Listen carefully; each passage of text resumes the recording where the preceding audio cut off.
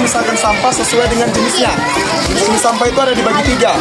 Ada botol kaleng plastik WC, sampah organik, kertas koran, kardus, dan buku. Jadi sekarang kita belajar memilah sampah. Oke, sampah plastik tempatnya masukkan di tempat sampah plastik.